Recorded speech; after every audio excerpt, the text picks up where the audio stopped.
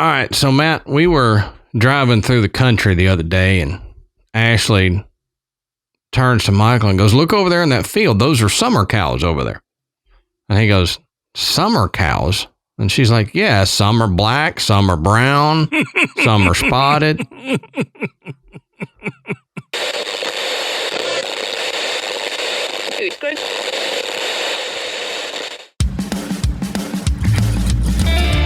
Good evening, everybody, and welcome to the Graveyard. Thank you for joining us tonight. My name is Adam. And my name's Matt. Now, pull up a tombstone or settle into your casket and get comfortable, because this is Graveyard Tales.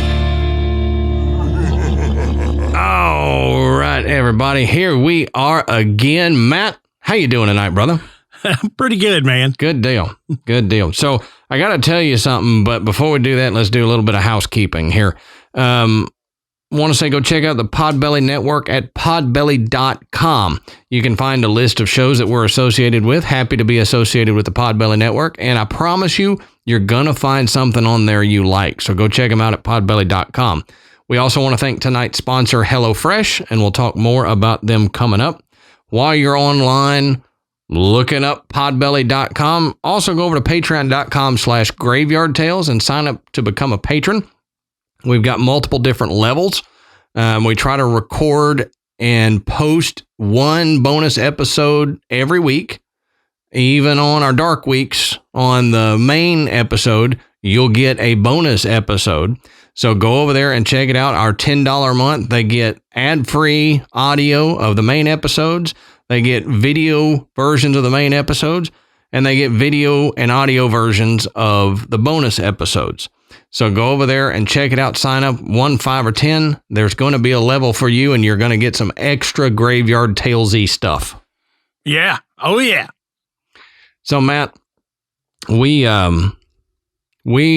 decided that this last weekend we were going to rent a small cabin, because Michael has been begging for like 6 months to go spend time at a cabin in the country again, which I'm glad he loves doing that, because so do I. It's great. You get out there, there's no Wi-Fi, you're disconnected, and mainly we played games and hung out as a family and just had fun and, went out to a state park and all that, but it's pitch black out there. Now, This time it was basically on the edge of a farm, where the time before that, a few times before that, we've been out in the woods, and you remember me telling you about the one tiny cabin where that weird black dog came up? Mm-hmm. Okay. Yep, I remember. So that was out in the woods. This one basically on the edge of a farm, and so you had cows on one side kind of way away, and then right next to us was a farm that had like 6 horses. So every day you go sit out there, watch the horses do their thing and all that. Well, they had a fenced in yard. Then it went to bigger field, but little fenced in yard for the dogs. Well, it only had cattle wire up. So like chicken wire, but a lot bigger holes. Yep. So when I took the dogs out at night, I would go out with a flashlight, just make sure no critters had gotten into the yard that either they're going to try to chase or are going to try to chase them, right? So I go out there with my flashlight, scan the yard. There's nothing. I let the dogs out. And all of a sudden, Henry starts going, "Arr, arr," and like slow walking toward the fence. I'm like, dude, come on. Because I had just scanned and there wasn't anything there. So I go walking out to the edge of the field with him. I'm got the flashlight down at my feet, though, so I don't step in a hole. Mm-hmm. Now, all of a sudden, from maybe 8-10 feet away from me, I hear, I about crapped. My flashlight comes up. It was a giant black horse. And I shortly, the next day after that happened, I texted you and I said, I got to tell you this story. Yeah. I knew the horses were there, but it was pitch black outside. I couldn't see anything. It was a dark black horse. Yeah. So it blended in. I couldn't see it. And apparently it had kind of walked up after I did a scan. So it's just on the other side of this fence. And if you've ever heard a horse, when you can't see it, do that thing, it sounds way deeper than what a horse would do, especially when it's like 10:30 at night. So I about had to change my pants, but I got a good adrenaline spike from that. So oh God, yes, man, that would have gotten me bad. Yeah. I didn't know what was going on at first. I thought, what kind of small Texas town creature do I have running at me now? We were out in Gilmer. Probably most people don't know Gilmer, but it's a cool little small town out in East Texas. But anyway, had to tell you my spooky horse story that really wasn't spooky. It was just me being a little jumpy. Yeah. All right, so let's take a second and talk about one of our longtime sponsors, HelloFresh. You've heard us talk about them before, but Matt and I love them. They are a meal kit delivery service that will deliver fresh food right to your doorstep without having to do anything. And you get with HelloFresh farm fresh, pre-portioned ingredients and seasonal recipes, like I said, delivered to your doorstep. You can skip trips to the grocery store, and you can count on HelloFresh to make home cooking easy, fun, and affordable.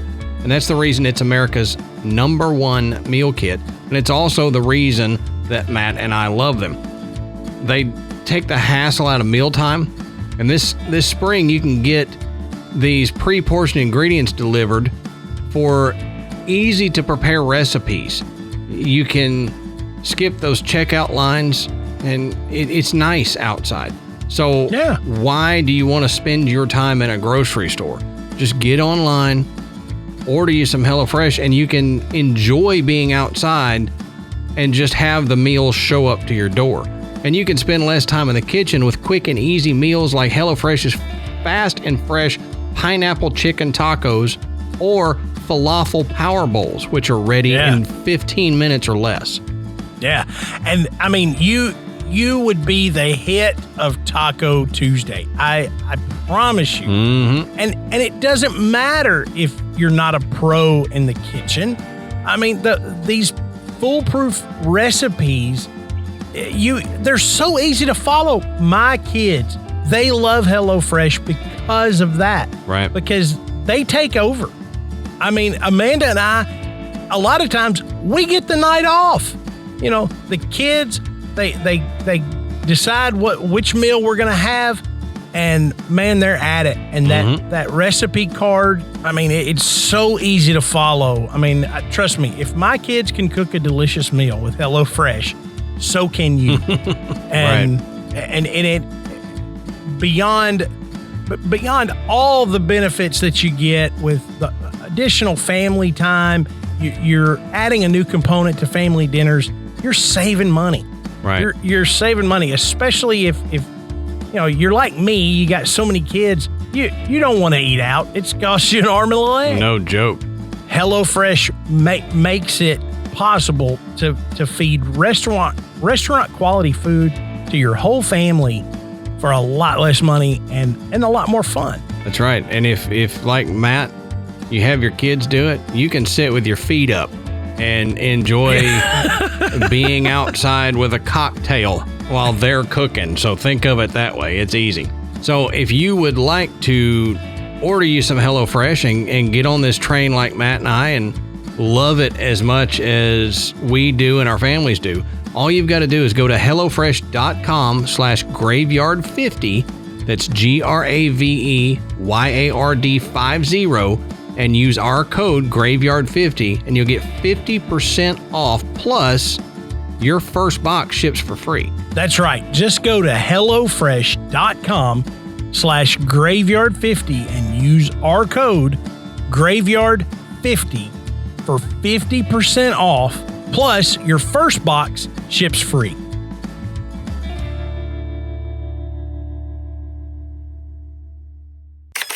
That's all I got, Matt. So why don't you tell us, what are we talking about tonight, brother? Okay, so tonight we're gonna look at another cryptid, and this one is not as mythical as some cryptids are. But it's nonetheless interesting because there's a really good chance that this cryptid was a real animal. Yeah, high probability. And we just don't have the evidence to prove it yet. But thanks to George Wilhelm Steller, we have a very detailed description of this animal. And that is the Steller's sea ape. Mm-hmm. Now, I know what everybody's thinking when you hear the sea ape. You immediately think of there's a gorilla out there swimming around. He's got on some Speedos, wearing some shades. Yeah. It's the sea ape, he's surfing. Or they just picture me out there floating around in the ocean. Look at that hairy jerk. It's not quite that, okay? Yeah. But it is pretty cool, and I think you'll find it interesting what Adam and I have to say about our theories on what the Steller sea ape really is or was. So. Yeah, we were talking about it before the mics went hot, and I think we pretty much figured out the mystery, Matt. I think we. Oh yeah, we got this one. We are. We're genii. It's the plural of genius. So. Or genies. Genies. That's it. Genies in bikinis, and so. As we always say, go check our sources. You can find them down on the bottom of the show notes. You can continue the research if it interests you that much, or, just see where we got our information and get the original document of that information. But first, like Matt said, we need to look at George Wilhelm Steller, since this is the dude that he seen it and he wrote about it. So we got to look at the dude who seen it. Now, he was born March 10th in 1709 in Bavaria. He died November 14th, 1746. So he wasn't an old man. No, he was a young guy. Yeah, young dude. But that just shows you how long ago this was. So some of this information is going to make more sense when you keep the thought in. It was the early 1700s. Yeah. Early to mid 1700s when all this was going down.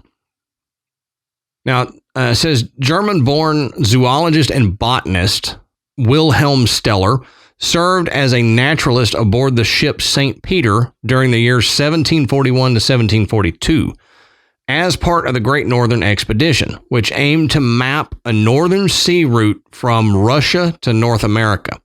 Now, during that expedition, while stranded on what is today called Bering Island, Steller sighted a number of animals not previously known to science. Included among them was a large aquatic mammal known as Steller sea cow, or Hydrodamallus gigas, which was hunted to extinction within a few decades following Steller's report.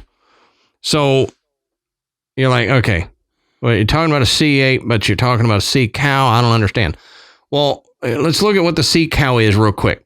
The Steller sea cow was a large, very large aquatic mammal that's now extinct that once inhabited nearshore areas of the Commodore Islands in the Bering Sea. Steller sea cows were wiped out by hunters in the 18th century, less than 30 years after they were first discovered by Arctic explorers.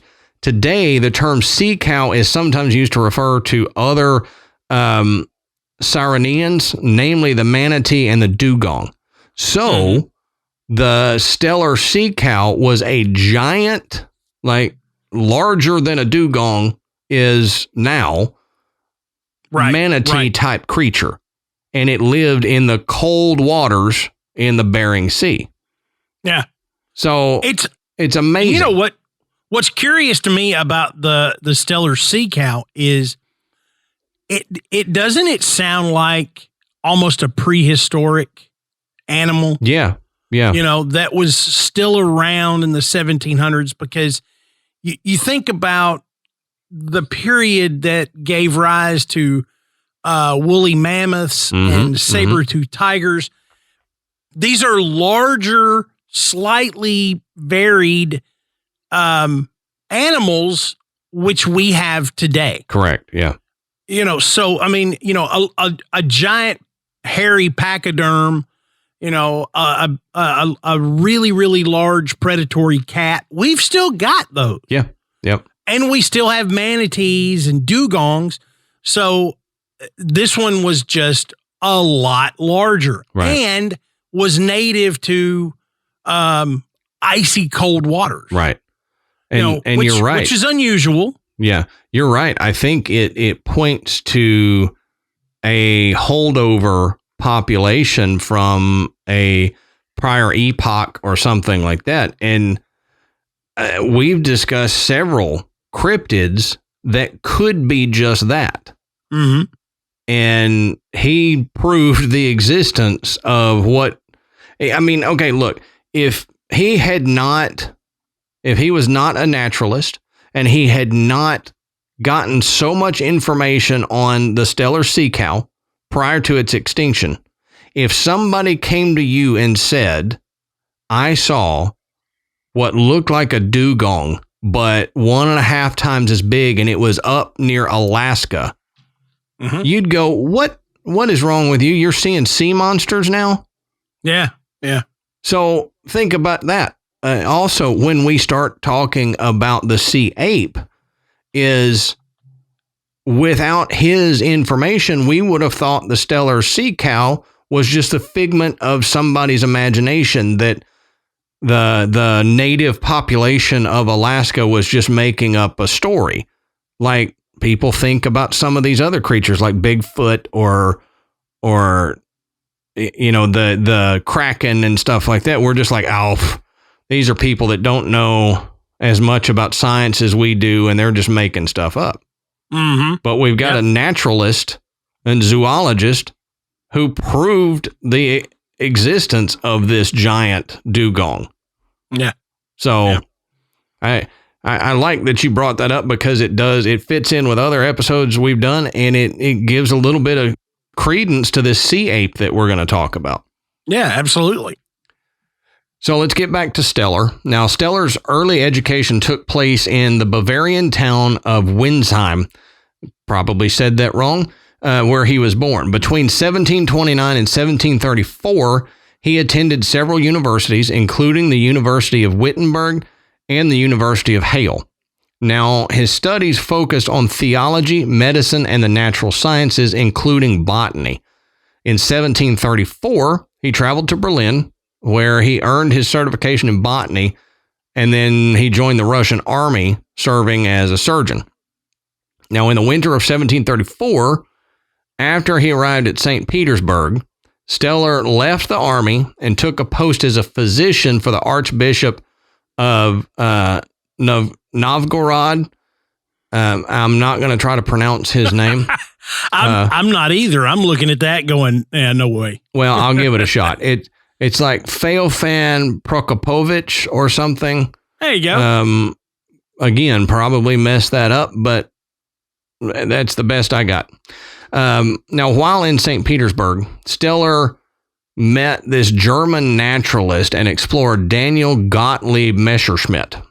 And he was one of the first naturalists. John Jacob Jingle Messerschmitt. His name is mine. He was the first naturalist to maintain journals of his travels and observations. So pretty well known for that. So Steller admired Messerschmitt's work, and he heard that there was going to be a possible Russian expedition to Arctic seas in the Far East. So in 1737, 2 years after Messerschmitt's death, this is what I was telling you, Matt, before we started recording. 2 years after Messerschmitt's death, Steller married Messerschmitt's widow, Brigitte Messerschmitt. And I was like, man, that's cold-blooded. You look up to this dude and everything, and then he dies, and you're like, hey, Miss Messerschmitt, I got a ring for you. I kind of do the same thing your late husband did. It just seems cold-blooded to me. Yeah. What is the old saying? What is the, don't crap too close to the house. Yeah, that's one of them. It's the imitation. Imitation is the sincerest form of flattery. Oh, yeah. So he's got. Yeah. I will imitate your husband because I respected his work so much. Right. That I will just. In order to fully imitate him, we need to get married. Oh. Well, the same year that he married Mrs. Messerschmitt, Steller was given an appointment in natural history with the Imperial Academy of Sciences, and he was accepted for the Great Northern Expedition, the one that he had heard about a few years before. Well, he departed for Kamchatka Peninsula, which was located in far eastern Russia, in January the following year.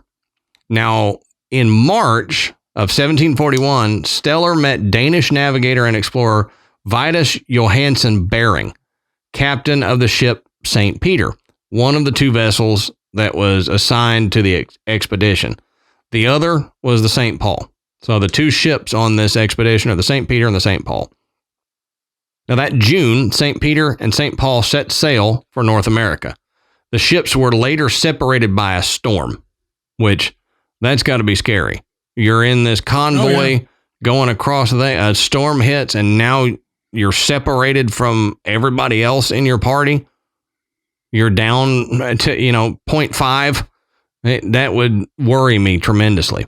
Mm-hmm. Now, while the crew of the St. Paul went on to discover several Aleutian islands, the crew of the St. Peter sighted a mountain range on mainland Alaska. In late summer 1741, the St. Peter was anchored off the coast of an island in the Gulf of Alaska. Presumably, they say around Kayak Island is where they assume this was. And Steller ventured ashore. He was one of the first Europeans to step foot on Alaskan soil. That's a cool thing to have. Yeah. A cool feather in your cap. Now, in early November, with Bering and many crew members suffering from scurvy, and with sailing conditions growing treacherous, they dropped anchor near the shores of a desolate Aleutian island, which is now known as Bering Island, which makes sense. Captain Bering, he moored up here at this island. They now named it there, where they would pass the winter. So it's named after him because he landed there and passed away, whatever. Well, much like the Bering Strait and all that up. Exactly. Strong winds later wrecked the anchored ship, and Bering ended up dying from his illness, which is how it kind of got its name. Now, Steller and his shipmates eventually constructed a small boat from the wreckage of the St. Peter and left the island, returning safely to Kamchatka in 1742. Now, 4 years later, Steller died in Tiamen, Siberia, on his return overland journey to St. Petersburg. Now, despite the difficulties of the expedition, Steller managed to bring back to Kamchatka a small collection of specimens from the island he visited, among which was the palate bone of a sea cow and several different species of birds, including a species of jay that was later named Steller's jay. So, when we first started talking about this, Matt, you remember I said, why has this guy got so many things named after him? He was the first European to catch sight of this jay or whatever, but you got to come up with a better name than the Steller's jay, the Steller's sea cow, the Steller's sea ape, the Steller's rectal monkey. I don't know. It just... Well, he just wasn't very creative in coming up with his names. But he did give things other names. Sure, yeah. Like he named them with scientific names that he knew and understood based on other known species that had been given scientific names. Stellarus stellari. Yeah. I just made that one up, but. Yeah. Oh, man. Now, he recorded his observations of the fauna on and around the islands in The Beast of the Sea, which was published in 1751. I think that would be a cool book to have. If I can ever find a copy of that, it's going in my book collection. The Beast of the Sea by Wilhelm Steller. Now, in that work, Steller detailed the dissection by himself and his crewmates of a female sea cow on the shore of Bering Island. He also recounted his observations of sea lions, sea otters, and northern fur seals. In addition to the sea cow and the Steller's jay, many of the other animals that Steller collected or described were later named for him. But the sea cow that we were talking about, he records the dissection of it. He brought back a palate bone from it. Now, if he'd have known the sea cow was about to become extinct 30 years later, maybe he wouldn't have done the dissection of it, but he did. So that's proof of the existence of this giant Arctic sea cow. Mm-hmm. And he was able to do that because there was a lot of them at the time. Well, maybe not a lot of them, but they were fairly plentiful at the time, and he was able to get a hold of one. So keep that in mind when Matt starts taking his side of the episode, because if he was able to do that with the ape, maybe we wouldn't be doing this episode.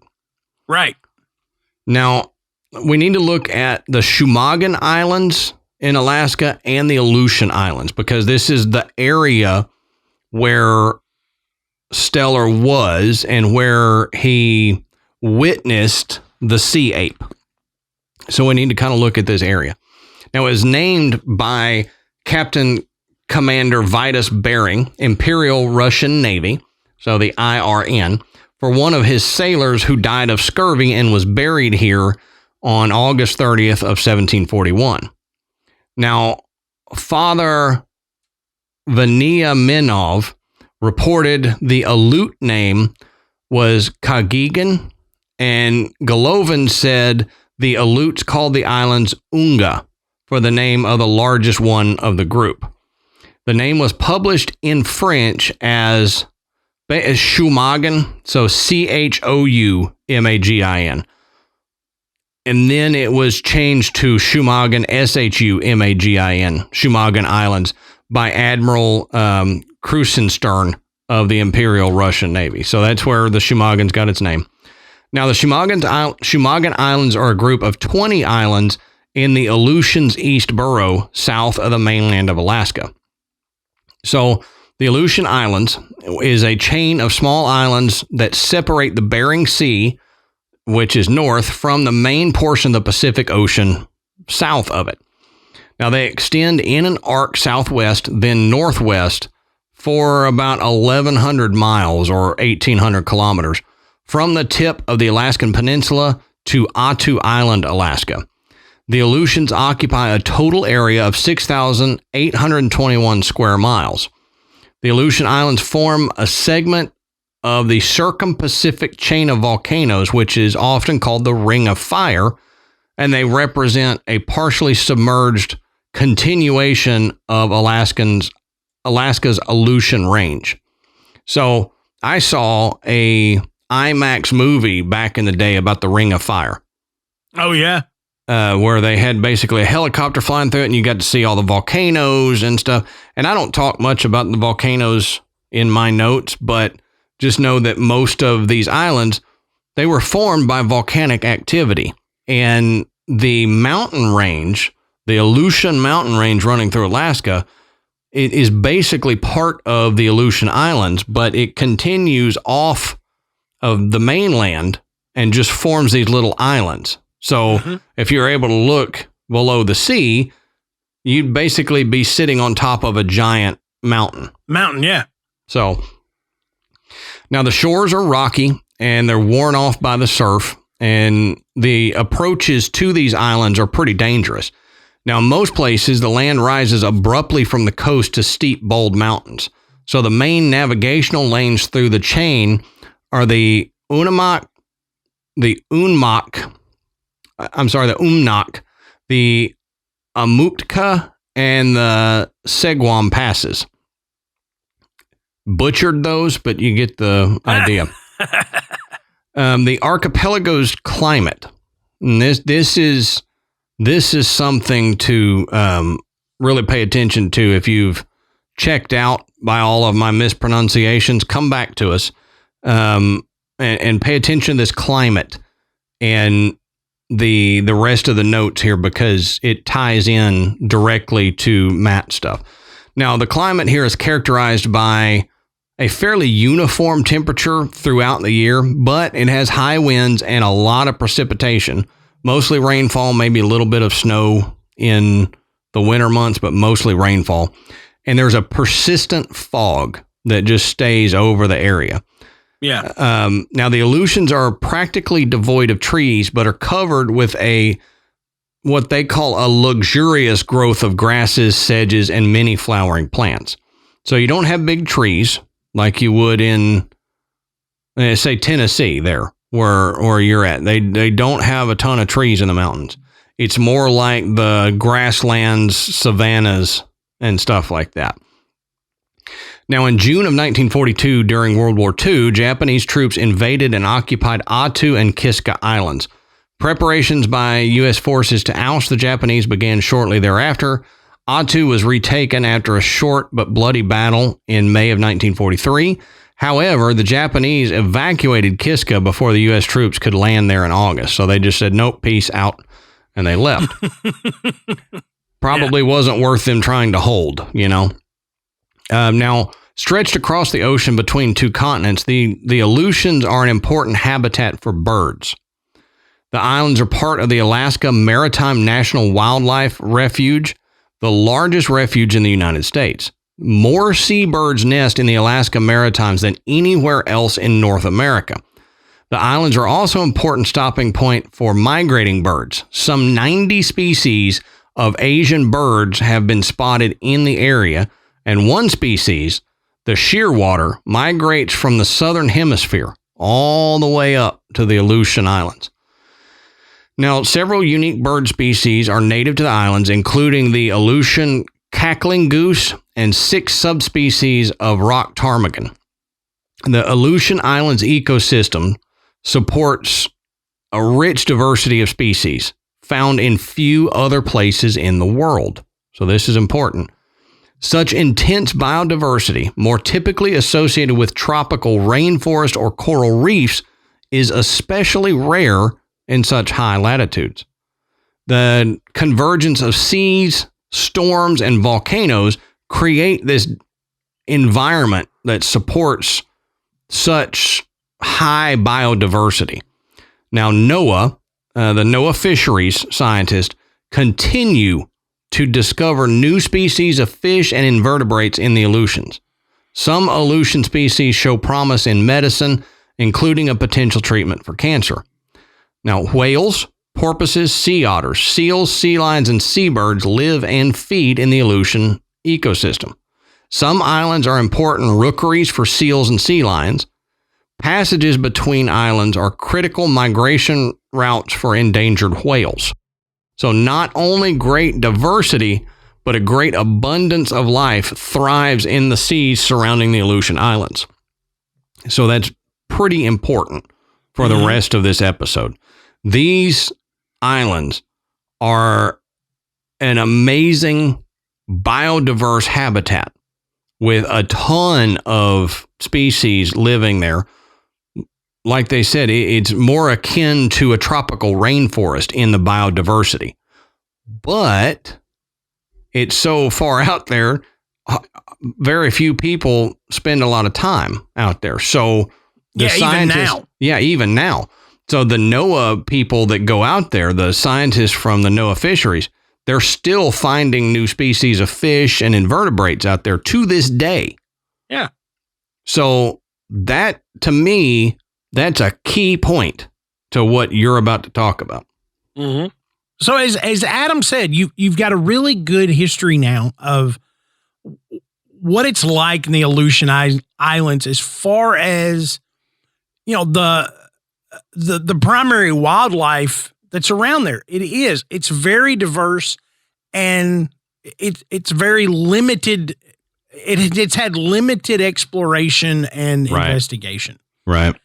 But Steller, I mean, and understand, Steller and his contemporaries are the reason that we understand a lot about a lot of the animals that either are endangered now or have become extinct, because they took the time to describe these things, to illustrate these things, and understand they didn't just go, oh, hey, I saw this bird and it was blue and it had some feathers and I watched it eat some nuts and some worms.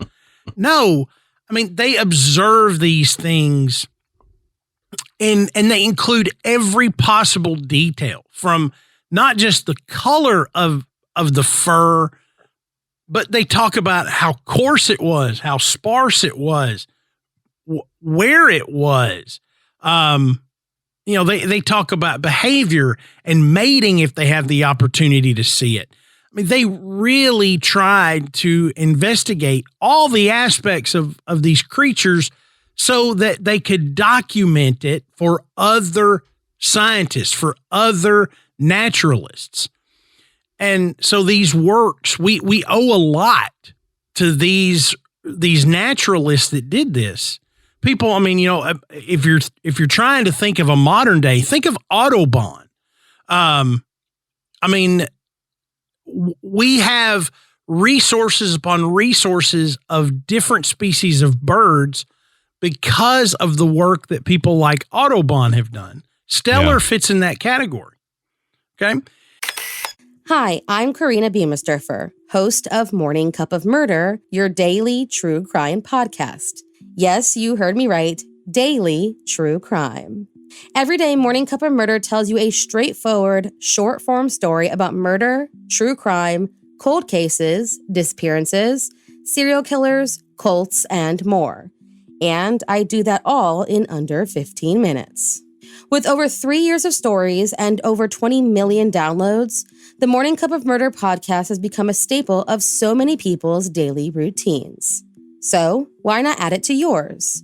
Stream Morning Cup of Murder everywhere you listen to podcasts, and remember, stay safe.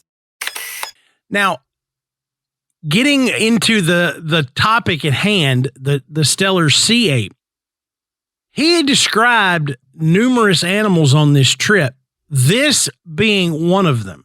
But it's also been the most fascinating because it's the one that nobody else has been able to find. Right. Now, the story has lasted a long time, and he describes this in his book, The Beasts of the Sea. And this is what he says. On August 10th, we saw a very unusual and unknown sea animal, of which I'm going to give a brief account, since I observed it for 2 whole hours. It was about 2 Russian ells in length, which is about 5 feet long. The head was like a dog's with pointed, erect ears. From the upper and lower lips on both sides, whiskers hung down. The eyes were large, the body was long, rather thick and round, tapering gradually towards the tail. The skin seemed thickly covered with hair of a gray color on the back, but reddish white on the belly. In the water, however, the whole animal appeared to be red, like a cow. The tail was divided into 2 fins, of which the upper, as in the case of roosters, was twice as large as the lower. Nothing struck me as more surprising than the fact that neither forefeet nor in their stead fins were to be seen. For over 2 hours it swam around our ship, looking, as with admiration, first at one and then at the other of us. Keep 2 hours in mind. Yeah, 2 hours. At times, it came so near to the ship that it could have been touched with a pole. But as soon as anybody stirred, it moved away a little further.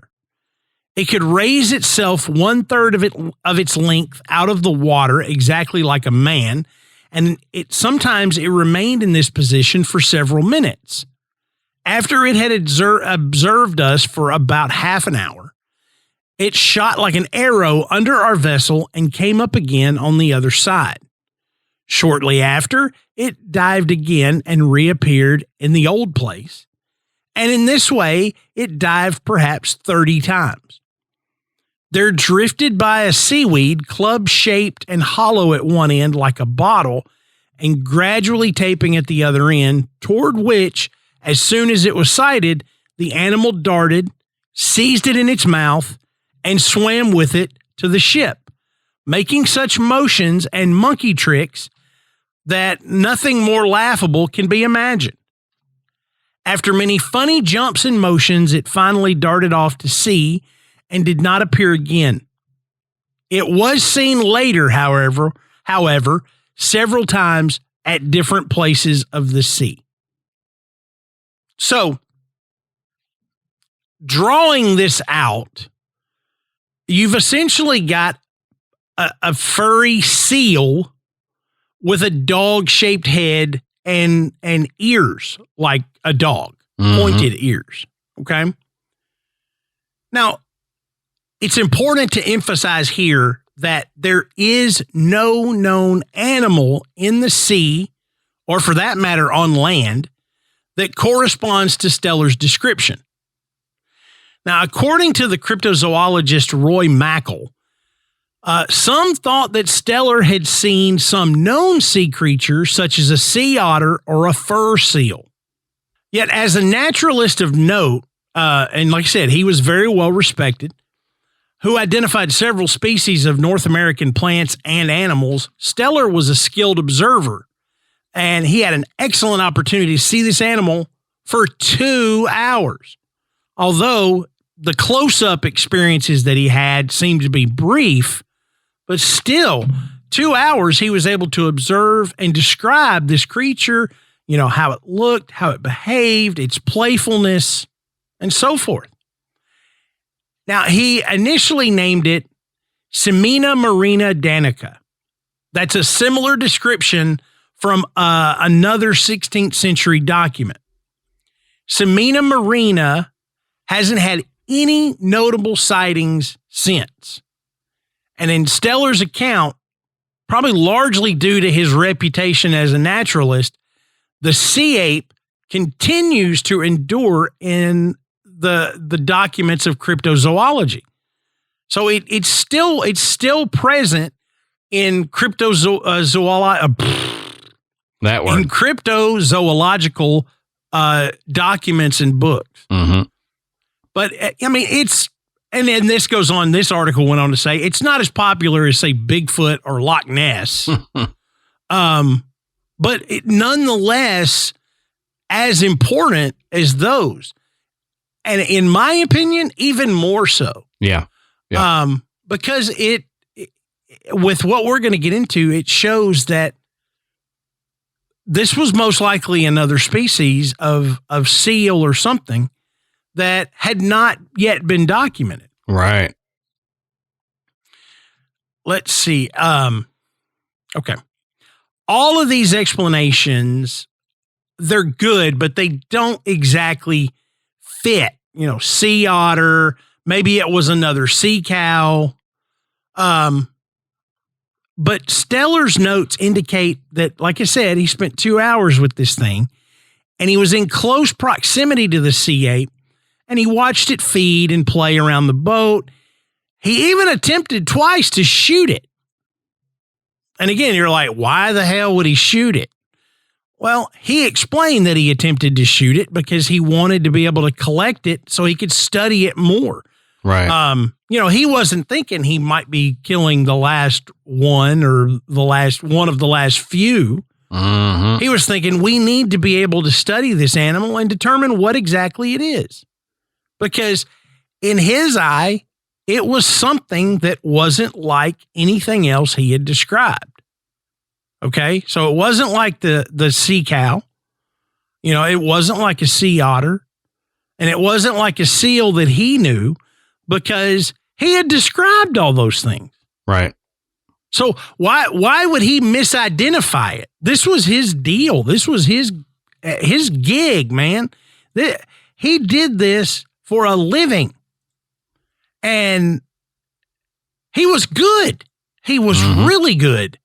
So he's not just going to mistake something that he's already done descriptions of multiple times and go, whoa, this is something totally different. Are you sure? Right. Are you sure, Steller? You just described this thing 2 weeks ago. No, he knew. He knew that this was something different. Yeah, it's not like some amateur dude just hanging out and seeing something. This wasn't you or I sitting on a boat going, hey, look at that. Exactly. Yeah, hey, that thingy looks weird. Let's shoot it. No, let's not shoot it. That's an elephant seal. It's got a big old nose. That's something new. Never seen one of those. Look at that proboscis on them. It's a giant, fat, Steller sea mosquito. Why are you naming it the Stellers? Everything's named Stellers. Yeah. I thought that's what you did. What if he didn't name it that because it was his name? What if he named it that because it was great? It was Steller sea cow. He's like, this is stellar, man. This as an aside, if you really want to see, if you're into animal photography, if you enjoy looking at pictures of animals that you don't typically get to see, look up the animals that Steller has described that have been documented. Like the Steller sea eagle. Yeah. I'm why has nobody used this as a mascot for some type of sports team? It's as cool looking as a bald eagle is. Yeah, no kidding. It is cool. It's mean looking. It is. It's a perfect look. I say this next season, somebody's going to be like, we're changing our name to the Sea Eagles. Mm-hmm. Okay, great. Be the Houston Sea Eagles. Man. If the NFL ever moves to Alaska, then Sea Eagle needs to be their thing. Yeah. But they'll probably do something more like icebergs. They'll be like the icebergs, the meese. Yeah. Is it meese or mooses? I think it's moosei. Oh, anyway, we digress. But you think about this. So if Steller's description was accurate and no other animal matches this description, did he see a previously unknown species? So if so, let's look at the animals that at least resemble his description. Okay, if it's not exact, at least comes close. And that namely is the fur seal. I'm saying fur, F-U-R, fur seal. Not like it's a fur piece away. Yeah, it's fur. It's fur away. So why would Steller not have recognized a fur seal? They were very common.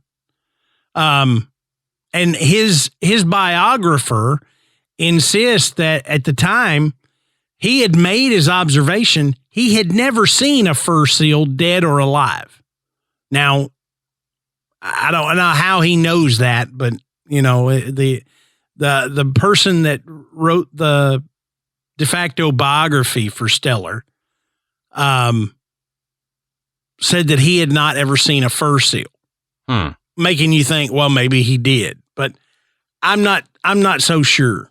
I mean, they weren't like rare. Yeah.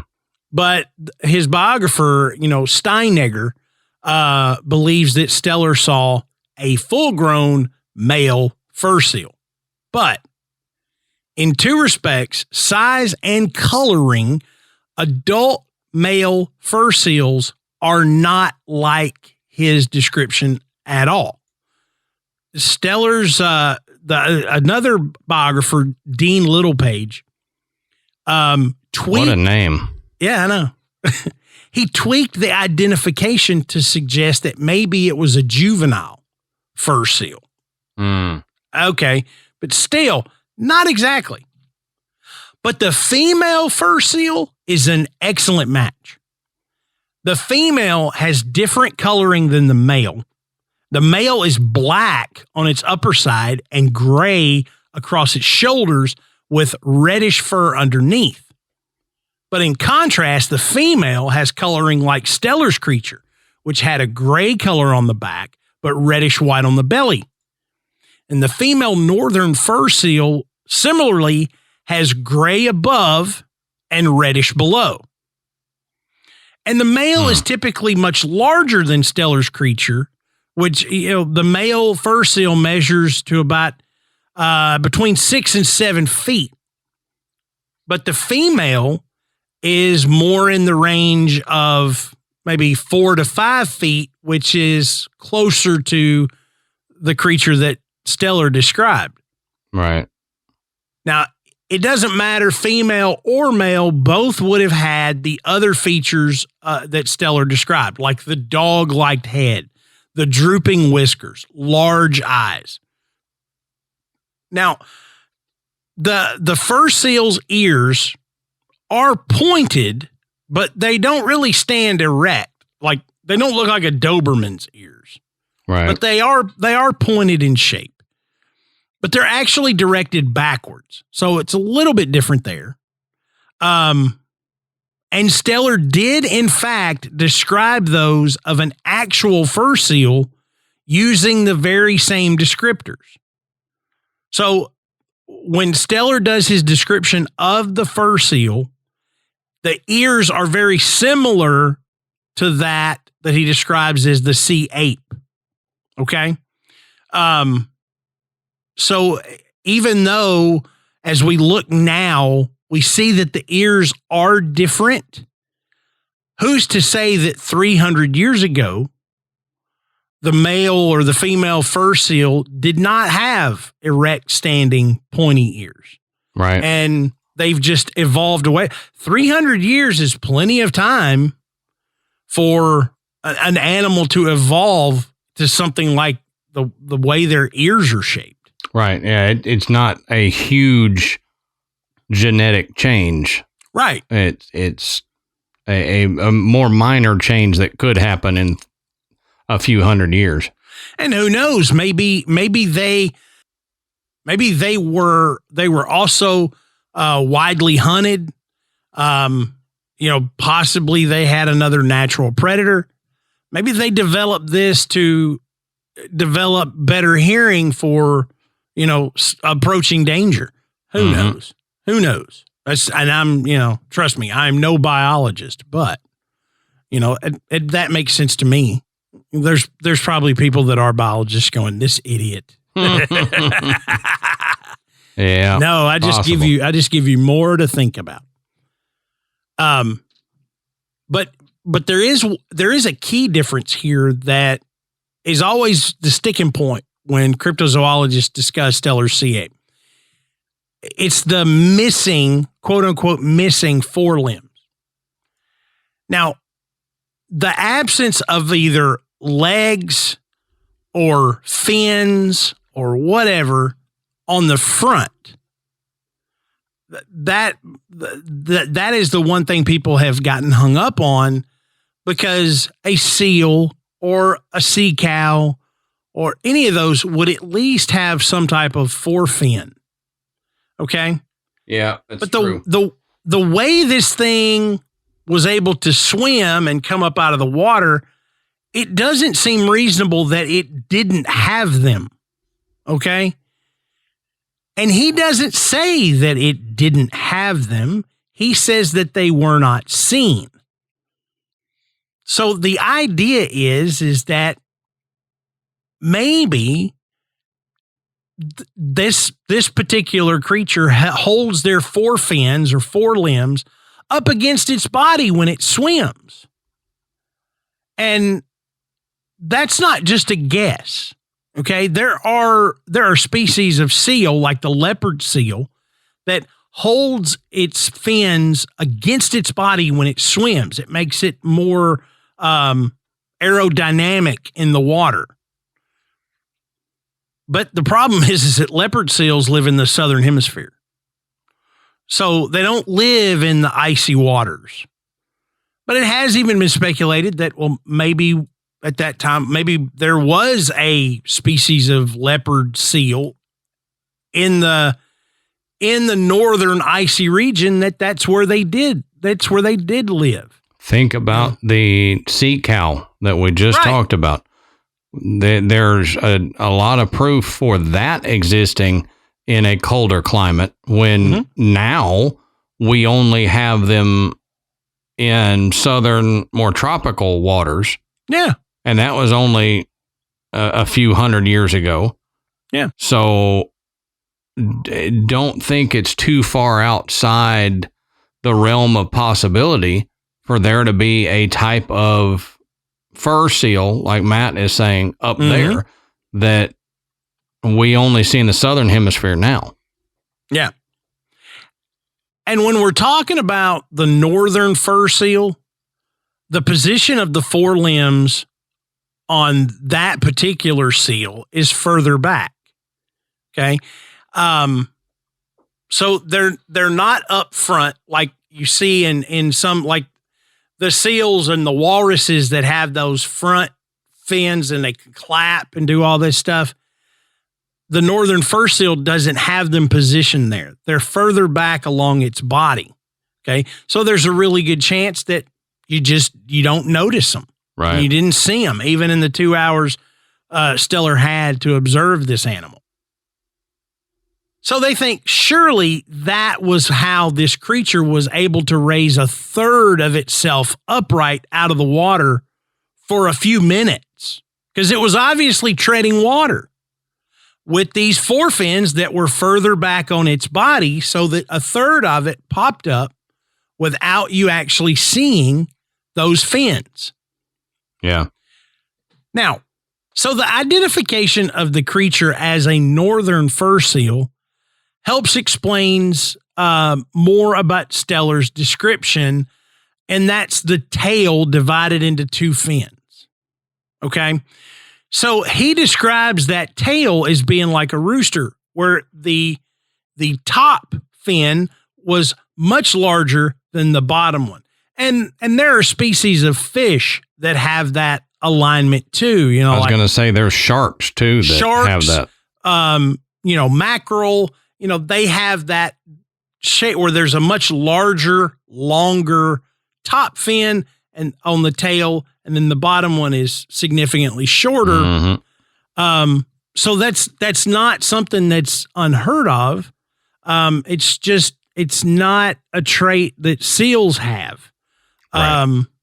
But some believe that this was a misperception, that if you were looking at a seal in the water and you weren't able to ever see this thing come out of the water and get on land, it could possibly be that the fur seal having these little short rear legs, like flippers, that they were in a position where they were divided, like it was doing some kind of herky jump, like jumping over a hurdle. One's kind of up front and then one's to the back. And in that, looking at it through the water, it may look like a divided tail fin instead of two legs that were just kind of spread apart, since a seal's legs, are like flippers. Right. Well, and that, to me, that kind of makes sense. I was like, okay, I can kind of see where that, from a boat looking down in the water, where that could give that appearance. But again, we're talking about a person who had described not only a lot of other animals, he had described a fur seal. So he knew the difference. Yeah, sure. So I think even without these other aspects of his description not fitting, it still feels like he saw a related species, but not the same. Right. It just makes sense. So I went and I looked. Sightings of Steller's sea ape. And I found one. A whole big one. One. I couldn't believe it. I messaged Adam and I said, there's only one other sighting of this thing. And I knew there was only a few, but I had no idea it was only one. It's just one documented sighting. Like my obsession with cryptozoology, I knew this wasn't a very commonly seen thing, but I could have sworn there was more than Steller and one other person, but obviously not. Not for this one. At least not that I could find.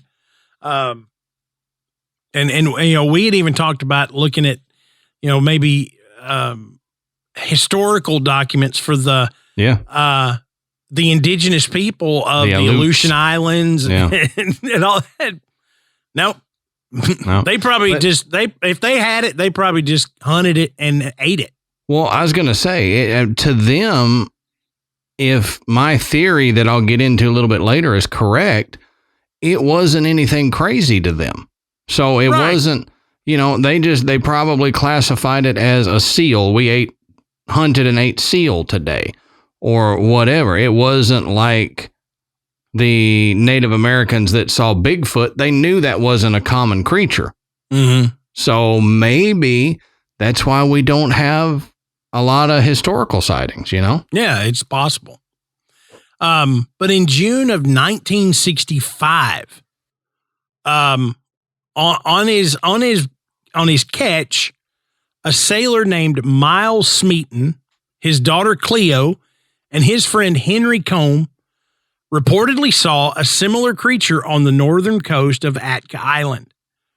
Now, they reported the creature as being about 5 feet long, having 4 to 5 inch reddish yellow fur, and a face resembling that of the dog breed Shih Tzu. Now, Mr. Smeaton details this encounter as lasting about 10 to 15 seconds in his book, Misty Island. And he notes that Steller's observations closely matched his own. So, we've got a sighting within the last 100 years of something that resembled it, which kind of led me to think maybe this was an animal that, much like Steller's sea cow, was hunted to near extinction. Mm-hmm. Or, this is just a variation of the northern fur seal that Smeaton saw that was very similar to what Steller saw. Maybe not the exact same thing, but very, very similar. Right. I mean, you think about it, if I got, Shih Tzus, okay, since the face looked like a Shih Tzu. If I got 50 Shih Tzus, purebred Shih Tzus, and I put them all in a room, there's going to be numerous differences between all of these animals, even though they're all the exact same breed. Well, and to throw in there, if you've got a Shih Tzu Yorkie mix and you throw that in there, the genetics are mixed, yet it may look more like a Shih Tzu than a Yorkie.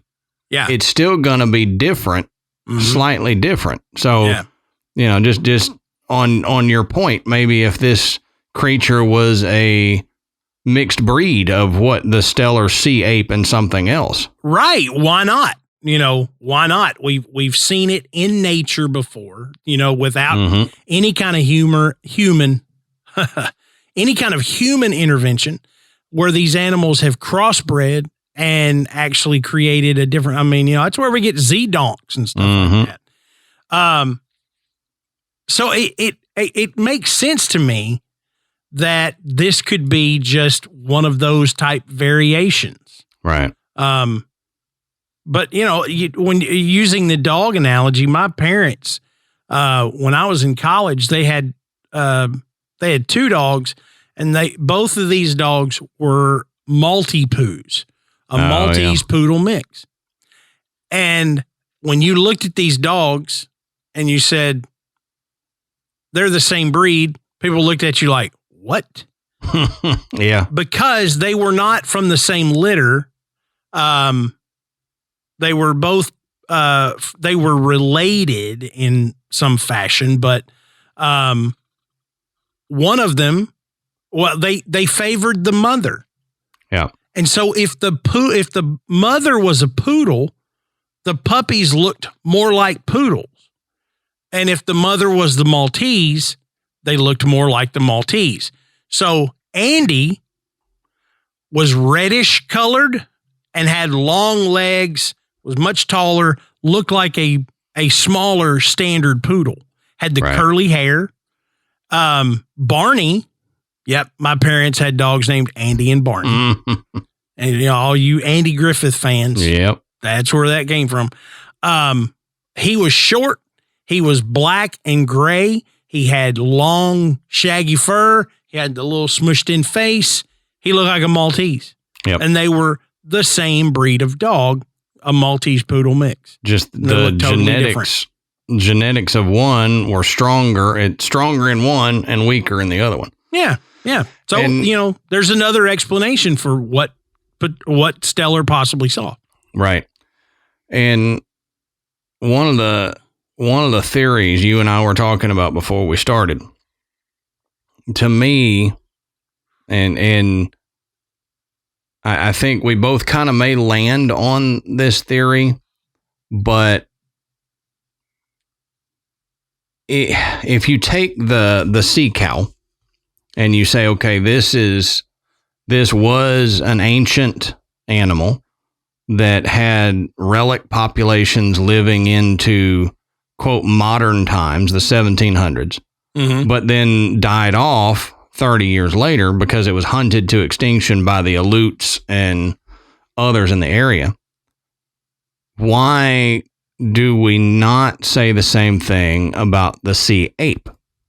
This could be an ancient population that Steller just found the last remnant of. Right. And yeah. Like we were saying, that if he'd have went there maybe 50 years prior, he would have seen a whole gaggle of them. 50 years later, he may not have seen any of them. Right. So people put it in the realm of this is not a real creature, only because we don't have hard scientific proof of it. Yeah. Yet in the same area, they say we've got great biodiversity. They know the Steller sea cow was real and it was seen about the same time. But we relegate the sea ape to mythical creature and we don't the sea cow. To me, it's doing an injustice, A, to Steller, and B, to the sea ape, whatever it may be. Right. It could be like your theory. I think you were saying it could be like a leopard seal, a northern leopard seal. Well, maybe it was like a leopard seal. It was larger, like the sea cow was larger than a dugong. It was climatized to cold water. And maybe the reason that it was so, quote, playful with Steller is because it didn't have a lot of human interaction. We know, I mean, that's why the dodo went extinct. They didn't know about humans. They didn't know humans were a danger. So people could just walk up and grab them and wring their neck like you would a chicken. They didn't know to be afraid. So what if this was the same way and the Aleuts and the native people of the area considered it just another food animal and ended up hunting it to extinction shortly before Steller got there, and he caught maybe the last one, or maybe at the time there were 30, 40 of them, but that's not going to hold a population for hundreds of years, 30, 40 of them, you'll die out quickly. So my opinion is that this is not a mythical creature. This is a legitimate creature that he just happened to get lucky enough to see the last one of. Yeah. And documented it. And then today, you got a bunch of people going, oh, no, that could not exist. He was mistaken.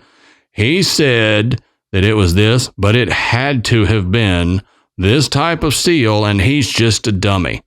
So you agree with him on everything else. But yeah, this one thing, you're like, no, he just misidentified this one thing. Yeah, and you got to remember, Steller, he doesn't describe this as any kind of mythical creature or all that strange. Right. His job is to describe the creatures and the animals that he sees. He saw this one. It was different than anything else he had described, so he described it. Mm-hmm. You know, he documented what he saw. So he wasn't trying to fool anybody. He wasn't trying to, he wasn't any cryptozoologist. You know, he was just describing what he saw. But there is some speculation as to how serious he really was about the sea ape. I think it would be humorous if Steller was around today to see people talk about what he saw. He may be like going, you people are nuts. Yeah, you know? Right. I saw some type of seal that looked a lot different than any other seal I've ever seen. Yeah. You know, you guys are, you know, talking about, you know, some kind of, you know, weird, you know, magic creature like a unicorn or a mermaid. And he wasn't. So, you know, we've talked about what it possibly was, and we've kind of pieced it together through the descriptions that Steller left in his notes. And what's funny is he saw it only about 3 months before the voyage ended. And it ended pretty catastrophically. You know, the ship crashed, and the majority of the crew, including Captain Bering, died. Mm-hmm. And Steller made it, along with a small faction of the crew who, when the weather began to warm up, were actually able to fashion a little small craft out of the parts left from the St. Peter. Yeah. You know, so they essentially salvaged what they could from the St. Peter and just made it a little smaller boat. And so they could, you know, get off of this island they were stuck on. Yeah. Yeah. But there is some evidence in the writings that Steller and Captain Bering weren't the closest of friends. Okay. Mm-hmm. I mean, here's this grizzled sea captain, Bering, and, you know, he's, you know, I get this image of, like, you know, the old sea captain with the hat and the pipe and the big beard and, you know, it was gruff, you know. And here comes Steller, which, if you've seen a picture of Steller, he looks like an English fop. If you know that, you know, longer hair, curly, you know, the knickers and things like that, you know. So here's this guy he agreed to let come aboard his ship, and all he wants to do is get to shore and look at these animals. I would imagine that was outside of what Bering's true agenda was. So if they didn't like one another, maybe, just maybe, the whiskers that hung down from the sea ape's face bore a striking likeness to the heavy chops favored by Captain Bering. And maybe desperate to get back to land, Steller even fantasized about taking a few shots at this captain that wasn't on the same page with him. Its absence from its official report suggests that Steller himself didn't take the sea ape seriously. He was stranded for months on a frozen island, So did a bitter Steller choose to immortalize his hatred for the captain in his descriptions? The most compelling evidence for this is then the name, the sea ape. He didn't name it Semina marina, which literally means sea ape, but Semina marina danica, the Danish sea ape. Oh, and what was Captain Bering? He was Danish. Yeah. It was the only Dane on the St. Peter, Vitus Bering. Well, there you go. Which I included that because I thought that is really funny. That is funny. That they have theorized that maybe the sea ape was actually just a jab at Captain Bering because they didn't always see eye to eye. Yeah, maybe. But, there's a tendency to forget when looking at natural history, especially during these early days of exploration, that these great scientific endeavors were actually conducted by people. Okay? And relationships have as much, if not more, impact on the success or failure of a voyage than the scientific expertise of the people there. As Steller's expedition into the uncharted Arctic turned into this just ice-filled slog just dragging through, maybe he did turn to a little humor and blame the captain for their misfortune by describing, this sea ape, as the captain. Who knows? I think it's I don't think that's what happened, but I do think it's humorous to look at it that way. It is funny, and it's funny that people have thought that. Yeah. Yeah. They're like, oh, this isn't real. This is him making fun of the captain. Yeah. But, I'm with Adam. You could have said the sea jackass then, if you were going to go. You see that sea jackass over there? Well, but you think about it, though. There was really no reason for him to call it the Danish sea ape at all. Right. Or maybe he did it because the captain was Danish, and it was maybe out of respect. Because he was there and he was the captain and he was the one that was leading this expedition. So maybe so. Maybe that's why he added the Danica to it. Who knows? But I believe this, and I think, Adam has said, that's kind of where we fall is this was a real thing. Possibly a variation of a type of seal that Steller had not seen. Very possibly something that was also widely hunted by the indigenous people of the Aleutian Islands. And to them, it was just another creature that they were used to seeing, and they knew they could hunt it, and they knew they could eat it. Yep. Much like the sea cow. And yeah, quite possibly it was either hunted to extinction or near extinction, and only a few, were around when Steller saw this one, or only a few lived for Meaton to actually see one or see something very similar to that. Right. But I think the real thing, and I know this sounds like, okay, Graveyard Tales has gone on this tangent, and we're now we're the science show. If you take away nothing else from this episode, Adam Nye, the science guy. Take that. Yes, take that's that. It. This the song. No, take this away. We're talking about an animal that we can't prove existed today, but we have documented evidence that it did exist at one time. Mm-hmm. We know that for a lot of animals. Why is it so difficult for the science community to look at cryptozoology and at least take it more seriously than they do? Right. I get it.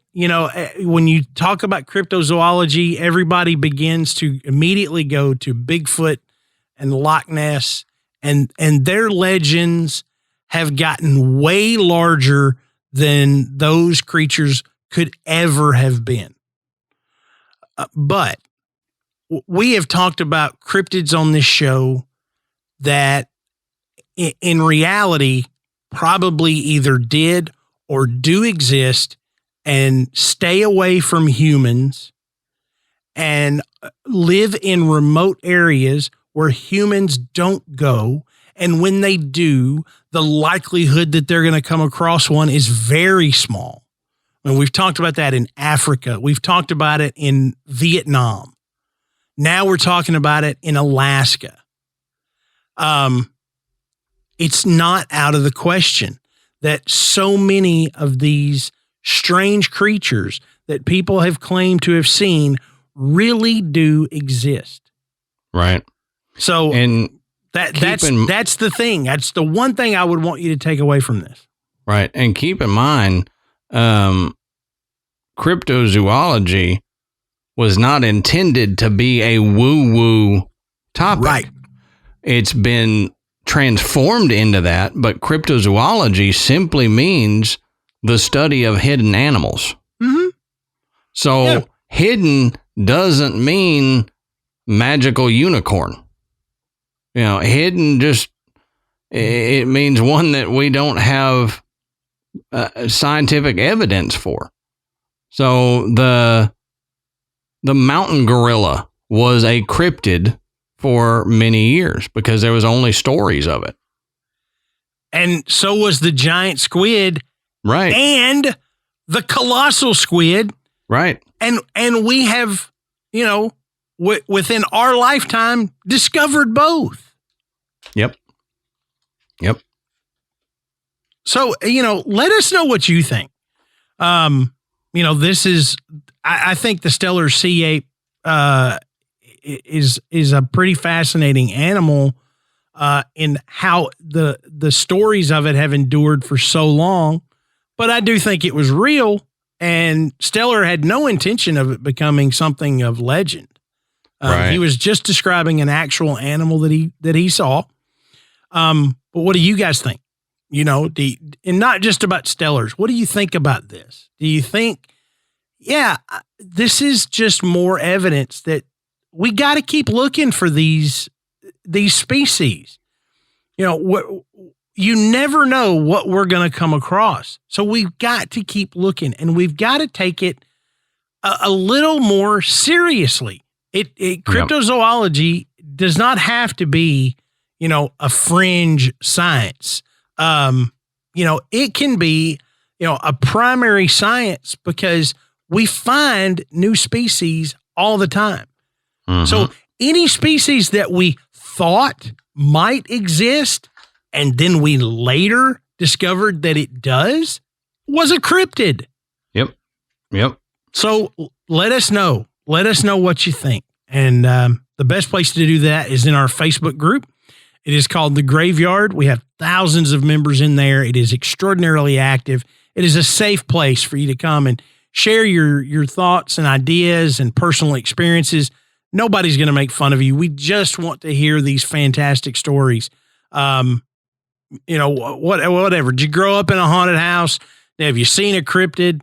You know, did you have some kind of really, really strange psychic experience or something? Let us know about it. Okay. And when you're done there, you can slide over to our website, which is graveyardpodcast.com. And there you can find links to purchase Graveyard Tales merchandise. You can listen to the show, and you can become a patron, which Adam mentioned at the top of the show. Thank you to everyone who has taken the time to donate and support the work that Adam and I do. So until next time, we'll save you a seat in the graveyard. See you soon.